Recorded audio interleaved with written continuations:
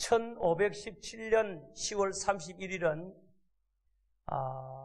우리가 흔히 종교개혁 그러면 그 주동자가 마르틴 루터, 독일의 사제 마르틴 루터라고 생각을 하는데, 이 마르틴 루터가 그가 교수로 섬겼던 비텐베르그라고 하는 그 대학에 특별히 캐슬 성당 그 앞에 95개 교의 이 반박문을 로만 가톨릭 천주교의 항의문을 내걸면서 촉발이 되고 출발이 된 이와 같은 운동이 종교개혁 운동이라고 우리는 알고 있습니다.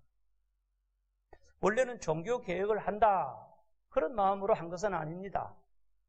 그러나 하나님의 말씀과 너무 괴리현상이 있고 너무 동떨어져 있는 로만 가톨릭 교회의 결정이나 그리고 그들의 교회 전통이나 또 그들의 모든 이제 신앙생활들, 방법들 그리고 가르침들을 이제 보면서 이것은 아닌데 하고 심각한 마음으로 고뇌하면서 그리고 자기가 해결받은 그런 문제를 가지고 이제 그 반박문을 내걸고 교회 머리는 예수 그리스도이시고 교황이 아니다.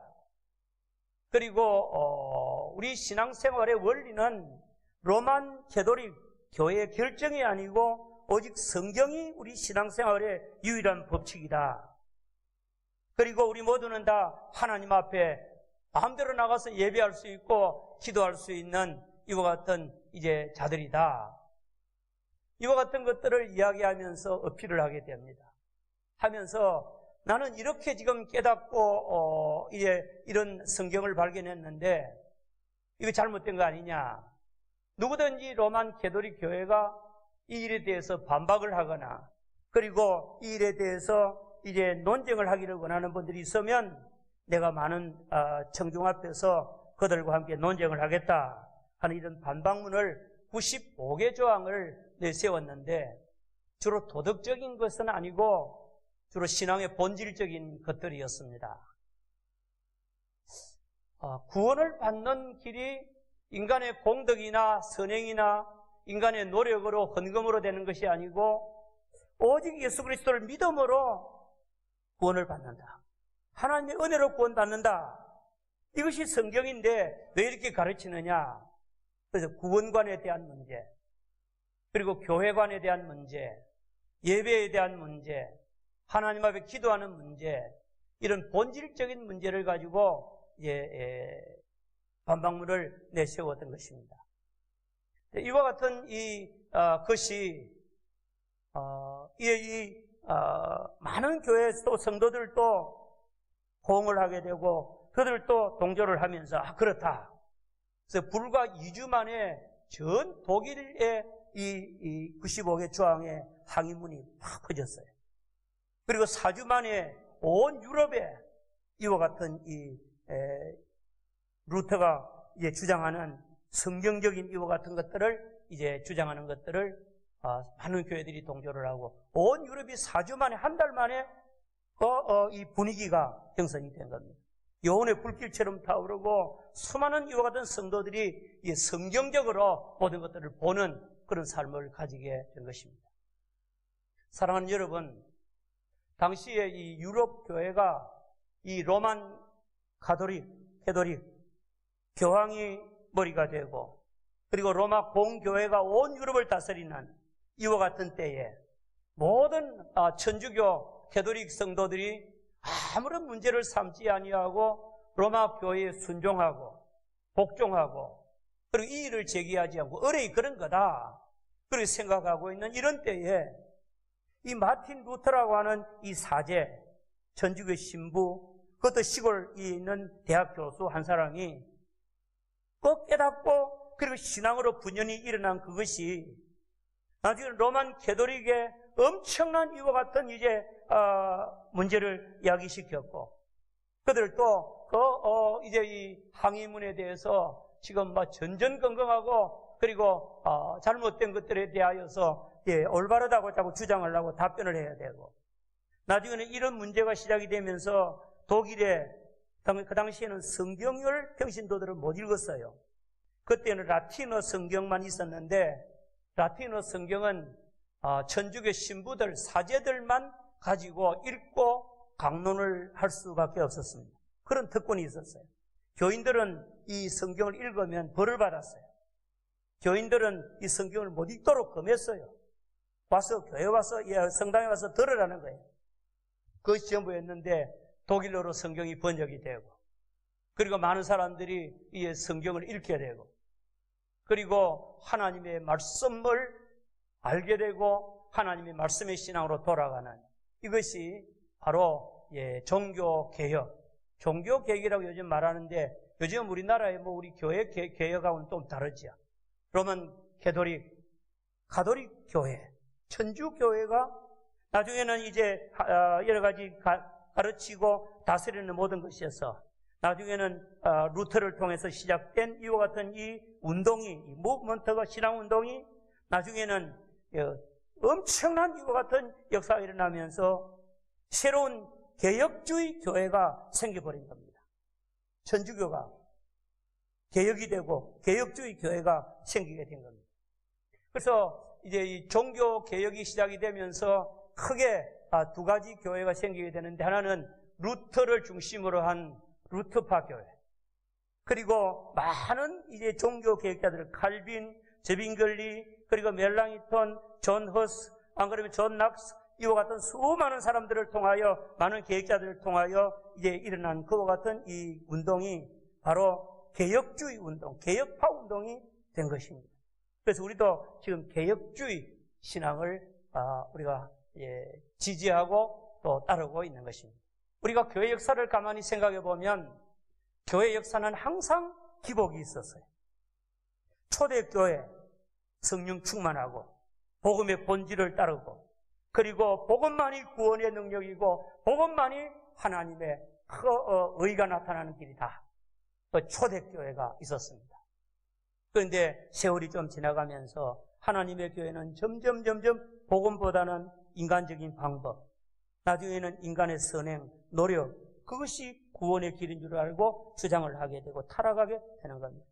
그러다가 세월이 지나면서 어느 순간에 성경에서 너무 많이 떨어져 있네, 성경 아니네, 어느 날 어떤 깨달은 사람들이 회개를 하고 각성을 하고 하나님 앞에 바로 설 때에, 그때에 다시금 또 하나님의 교회가 이와 같이 부흥하고 회복의 역사가 일어나고, 그러다가 다시금 또 세소가 되고, 이것이 계속해서 반복해서 일어나는 교회 역사인 줄을 압니다.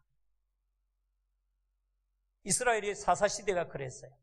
하나님 경외하다가 살만하면 하나님 앞에 범죄하고, 하나님 범죄하면 하나님께서 징계하고 채찍질하고, 죽게 되면 또 회개하고, 하나님 또 용서하면 또 다시금 하나님 뜻대로 살다가 그 다음에 조금 있으면 다시금 또 죄짓고, 계속해서 파노라마처럼 그렇게 했어요. 오늘 교회도 똑같은 것입니다. 오늘 교회도 똑같은데 이 파도처럼 일어나는 이와 같은 것이, 이 개혁운동이 순간순간 일어나야 되는 거예요. 중세기에는 암흑기가 있다가 나중에는 이제는 이 어려운 때에 이런 더 안 되겠다, 종교개혁이 일어나고, 종교개혁이 일어나서 얼마 있다가는 또 이제 교회가 또 이제 쇠퇴하고 세소가 되고 하나님 앞에 타락하고 부패할 때에, 그 다음에 미국의 대각성운동이 요나단 에드워드를 통해서 일어나게 되고, 그 다음에 영국에는 웨일즈의 기도운동이 일어나게 되고, 부흥운동이 일어나게 되고, 그 다음에는 오순절 운동이 일어나게 되고, 그 다음에 다시금 또 타락하고, 이와 같은 일이 반복해서 왔는데, 오늘 이제 종교개혁에서 500주년을 맞이하면서 우리는 많은 과정을 거쳐서 여기까지 온 겁니다.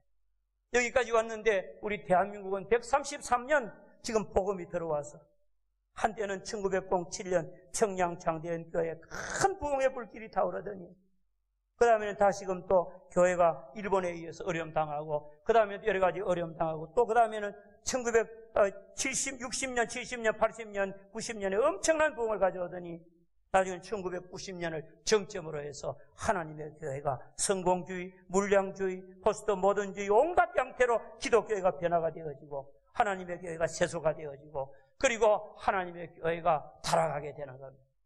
지금 우리 한국 교회가 위기에 처했다고들 들어 이야기를 하지 않습니까?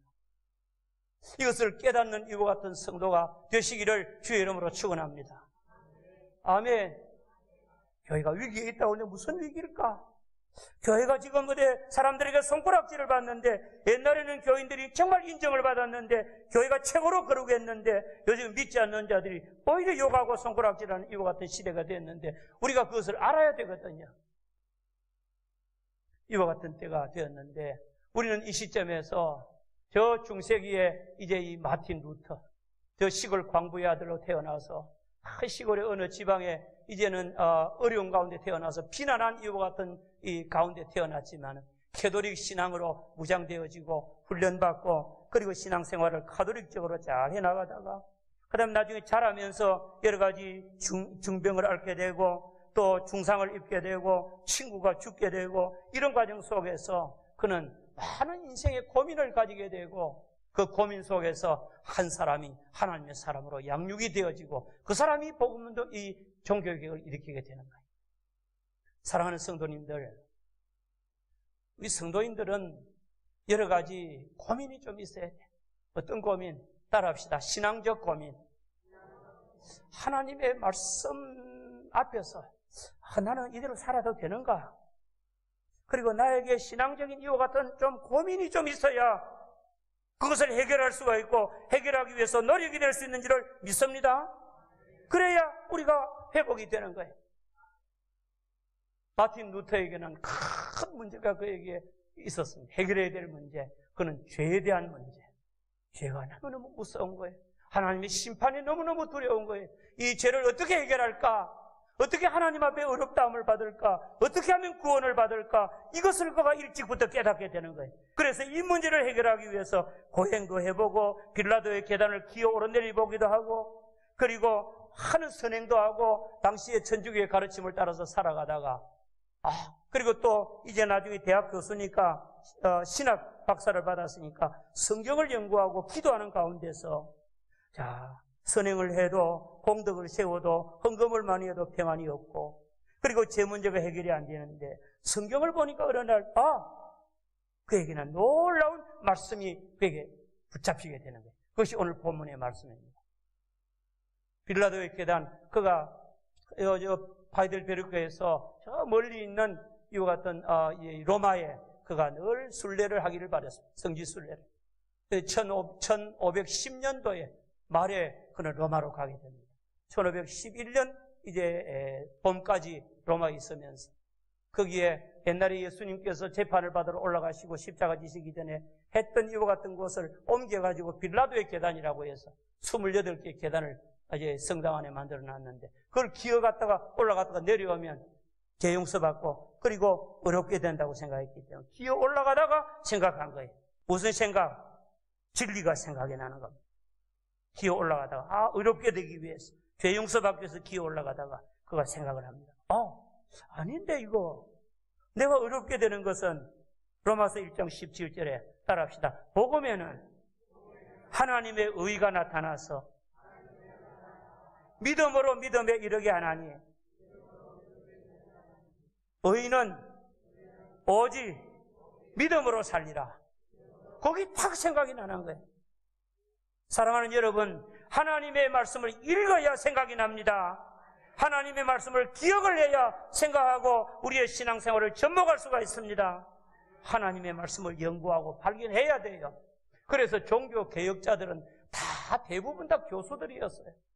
말씀을 연구하고 하나님의 말씀을 묵상하고 늘 하나님의 말씀을 가까이 하는 분들이 다 개혁자들이 된 거예요. 마틴 루터가 신학대학의 교수였어요. 칼빈이 제네바 대학 교수였어요. 저빙글리가 이 추리에 있는 대학의 교수였어요. 잔 후스가 이 프라하 대학의 총장이었어요. 전부 다 왜 대학 교수들이 이와 같이 종교 개혁자들이 되었을까? 그들은 말씀을 읽기를 좋아하고 말씀을 연구하기를 좋아하고 말씀을 묵상하고 깨닫기를 좋아하기 때문에 종교 개혁자들이 된 거예요. 아멘. 여러분, 왜 성도들이 신앙의 개혁이 안 일어날까요? 하나님의 말씀, 하나님의 진리를 붙잡지를 못했기 때문에, 하나님의 진리를 기억을 못하기 때문에, 하나님의 말씀을 모르기 때문에 그냥 다른 사람들을 따라가는 거예요. 저와 여러분들이 하나님의 말씀을 깨닫는 자가 되시기를 주의 이름으로 축원합니다. 그래야 내가 무엇이 내게 잘못된 것인지, 내가 살아가는 삶이 무엇이 죄인지, 내가 이렇게 살아서는 안 될 이유가 뭔지 깨닫게 되는 줄을 믿습니다. 아멘. 그래서 우리 모두가 다 하나님의 말씀으로 돌아가야 돼요. 그래서 이 루터가 자라면서 성경을 읽으면서 보니까 이 천주교 가르치는 거 로만 캐톨릭 내가 사제지만 잘못됐구나. 성경하고 틀리구나. 이건 뭔가 모르게 이 죄구나. 이건 아니구나. 이대로 해가지고는 안 되겠구나 생각이 되면서 고민하고 고뇌하고 하다가 해답을 발견하는 거예요. 사람은 고민을 많이 하고 질문을 많이 하면 해답을 발견할 수 있는 거예요. 어떻게 죄 용서받을까? 그래서 고행도 해보고 선행도 해보고 온갖 노력해도 안 됐는데 어느 날 딱 붙잡은 거예요. 따라합시다. 복음을 붙잡았다. 그가 성경을 딱 기억하기를 복음에는 하나님의 의가 나타나서 뭐가 나타나서? 복음 안에 예수 그리스도를 통한 구원, 하나님께서 예수님을 통하여 우리의 죄를 용서해 주시고 누구든지 예수님을 믿기만 하면 구원받는다는 어렵게 하나님께서 칭의, 누구든지 믿음으로 의롭다함을 받는다. 아멘. 마틴 루터가 그처럼 해결하기를 바랬던 의롭다함을 받는 것, 하나님 앞에 용서받는 것, 그것이 성경에 딱 발견이 되는 거예요. 붙잡은 거예요. 복음에는 하나님의 의가 나타나는 거구나. 아멘. 이것을 믿음에 이르게 하나니 오직 의인은 믿음으로 말미암아 살리라 함과 같으니라. 여러분, 복음의 능력입니다. 복음의 역할입니다. 복음의 놀라운 축복입니다. 복음은 예수를 믿는, 복음을 믿는 자들에게 구원을 주시는 하나님의 능력이 됩니다. 아멘. 그래서 이 마틴 루터가 이 놀라운 사실을 발견하고 그가 개혁의 기치를 드는 종교 개혁의 근간이 되고 기초가 되는 말씀이 로마서 1장 17절 오늘 읽은 본문의 말씀입니다. 다시 한번 17절을 읽습니다. 시작. 복음에는 하나님의 의가 나타나서 믿음에 이르게 하나니 기록된 바 오직 의인은 믿음으로 말미암아 살리라 함과 같으니라. 이 함과 같으니라 이 말은 사도 바울이 한 말씀이거든요. 사도 바울이 무엇을 인용했는가 하면 옛날에 하박국 선지자가 한 말을 인용을 했어요. 이스라엘 백성들이 바벨론 포로가 되어서 70년 포로 생활을 하고 돌아오는 포로 후기 시대에 그때 선지자였던 하박국 선지자는 이스라엘 백성이 아무것도 없는 거예요.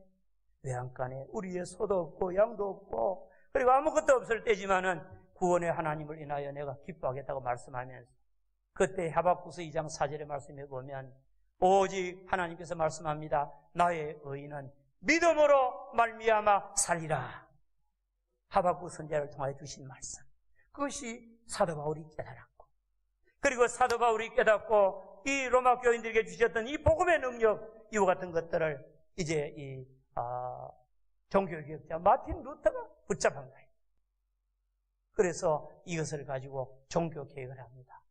구원은 오직 따라합시다. 하나님의 은혜로 우리의 믿음으로 하나님 편에서는 은혜를 주시고 우리는 그것을 믿음으로 말미암아 구원을 받는다. 구원관이 확립이 됩니다. 오늘 이 자리에 계신 분 가운데서 아직도 내가 예수님을 온전히 믿지 못하는 분이 계시다고 하면 예수님을 믿으시기 바랍니다. 예수님이 복음입니다. 예수님이 우리를 위하여 죽으시고 부활하시고 예수님을 믿는 자는 구원을 받는다고 하는 이 놀라운 것이 복음인 줄을 믿습니다. 이 놀라운 복음을 여러분들이 붙잡으면 발견하면 여러분들도 위대한 삶을 발견하게 되는 거예요. 그리고 그것을 가지고 많은 사람에게 증거하고 나아갈 수 있게 되기를 주님의 이름으로 축원합니다.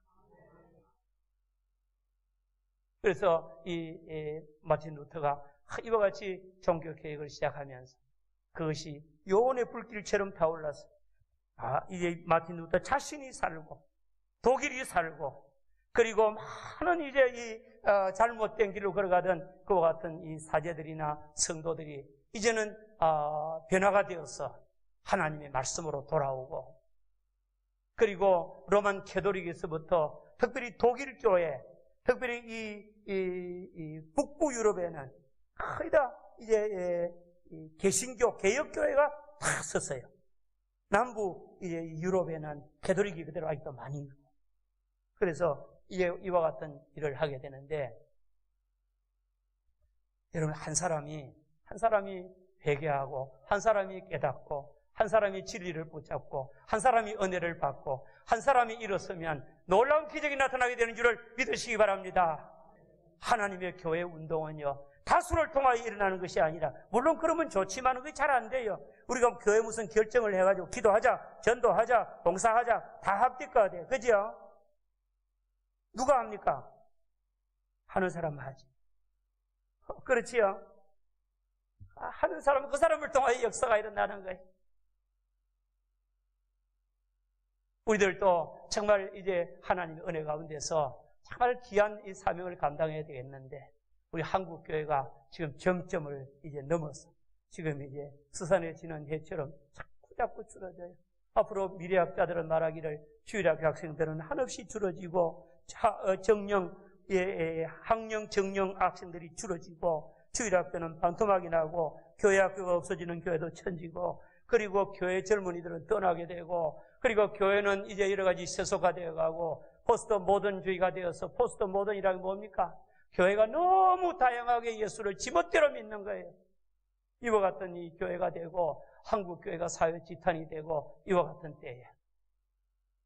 때에 우리가 살 길이 뭐냐? 따라합시다. 성경으로 돌아가자. 본질로 돌아가자. 하나님께로 돌아가자. 여러분들이요, 여러분과 제가 예수 믿어도 제대로 믿읍시다. 하나님의 말씀을 따라서 정말 말씀 붙잡고 고민하고 몸부림치는 우리가 돼야 되지.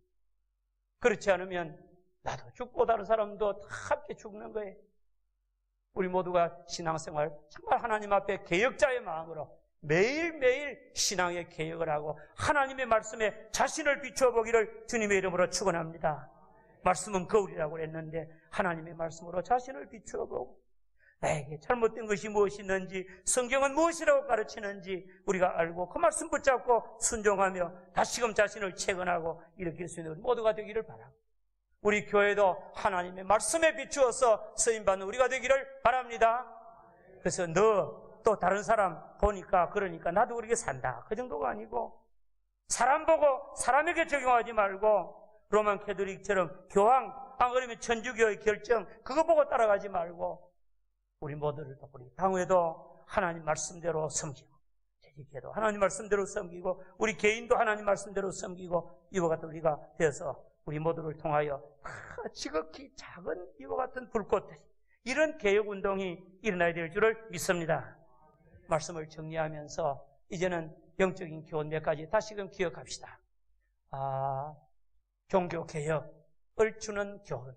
종교개혁은 소수의 신앙적인 고민을 가지고 하나님 앞에 몸부림치던 이와 같은 사람들을 통하여 이루어졌다.